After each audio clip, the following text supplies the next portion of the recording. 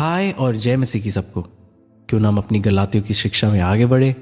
चौथे अध्याय के 11वें पद तक हम पढ़ चुके थे, तो आइए हम 12वें पद से आरंभ करते हैं।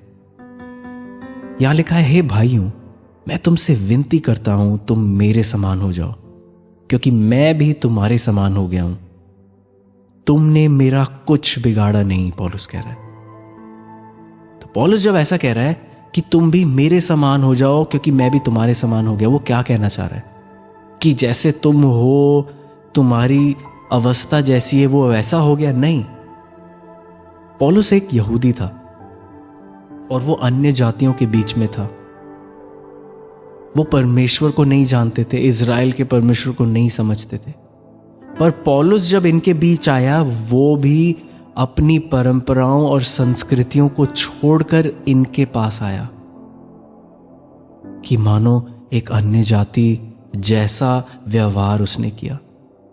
अपनी धार्मिक बातों को, अपनी धार्मिकता को बीच में नहीं लाया। तो वो यही कह रहा है कि देखो, मैं यहूदी होकर अन्य जाति की रीति अपने जीवन को व्यतीत करता हूं, तुम भी ऐसे बन जाओ। अब तुम अन्य जाति होकर क्यों यहूदी परंपराओं को मानने लगे हो या उसके पीछे लग रहे हो? तो यही समझा रहा था वो इस पद में। 13वें पद में लिखा है, पर तुम जानते हो कि पहले पहल मैंने शरीर की निर्बलता के कारण तुम्हें सुसमाचार सुनाया, और तुमने मेरी शारीरिक दशा को, जो तुम्हारी परीक्षा का कारण थी, तुच्छ न जाना, ना उससे घृणा की, और परमेश्वर के दूत वरन स्वयं मसीह के समान मुझे ग्रहण किया।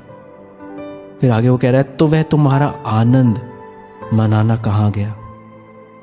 तुम्हारा गवाह हूं कि यदि हो सकता तो तुम अपनी आंखें भी निकालकर मुझे दे देते। तो क्या तुमसे सच बोलने के कारण मैं तुम्हारा बैरी बन गया? तो हमने एक साथ 13वें से 16वें पद तक पढ़ा, और इन पदों में पौलुस क्या कहना चाह रहा है? सबसे पहले वो कह रहा है, शारीरिक निर्बलता के कारण मैं गलातियों में आया, तुम्हारे पास आया। पौलुस एक यात्रा में था। वो एक स्थान से दूसरे स्थान वचन के सुसमाचार के प्रति उस काम को पूरा करने के लिए वो जाता था जो प्रभु ने उसको सौंपा था। और उस यात्रा के बीच वो बीमार हो गया।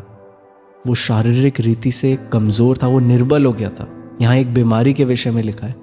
उसके कारण उसको गलातिया में रुकना पड़ा, ठहरना पड़ा कुछ दिन, क्योंकि शारीरिक हालत उसकी थी नहीं कि वो आगे जा सके। और उस बीच जब वो इस गलातिया शहर में आया, वहां उसने अपनी उस हालत में वचन का सुसमाचार प्रचार किया। तो पौलुस ये कह रहा है, मेरी ऐसी शारीरिक हालत में तुमने मुझे स्वीकृत किया, मैंने तुम्हें प्रचार किया, मसीह के बारे में बताया, तुमने मुझे ऐसा ग्रहण किया कि मानो स्वयं प्रभु यीशु या एक स्वर्गदूत आ गए हो। और आगे वो एक परीक्षा के बारे में लिखता है, और 14वें पद में वो देखो क्या कह रहा है, तुमने मेरी शारीरिक दशा को, जो तुम्हारी परीक्षा का कारण थी, तुच्छ न जाना। जो पौलुस की शारीरिक हालत थी, वो एक परीक्षा का कारण ठहरी गलातिया के लोगों के लिए, कि वो क्या सही मायने में पौलुस का ख्याल रखेंगे, कि क्या वो सही मायने में पौलुस का ख्याल रख पाएंगे। क्या वो बस उसके आश्चर्य कर्म, उसके प्रभाव, उसके प्रचार से प्रभावित थे कि जब वो बीमार हो गया, अब वो उनके लिए बोझ का कारण हो गया? अगर आपके घर कोई आए, अगर मैं उदाहरण लूं, और वो बीमार अवस्था में आए, तो क्या होगा? आपको उनका ख्याल रखना पड़ेगा। ना केवल अपने परिवार का, उनके प्रति टाइम निकालना पड़ेगा, उनका ख्याल रखना पड़ेगा, दवाइयां दिलानी पड़ेंगी। पौलुस के साथ यही हुआ। पौलुस कहीं जा रहा था पर उसको रुकना पड़ा, और जहां वो रुका वहां के लोगों को उसकी सेवा करनी पड़ी। दोनों के जीवन में एक परीक्षा थी। क्या ये लोग पौलुस को स्वीकृत करेंगे? क्या वो प्रेम, ईश्वरीय प्रेम उसको दे पाएंगे? और क्या पौलुस उस परीक्षा में से पार होएगा?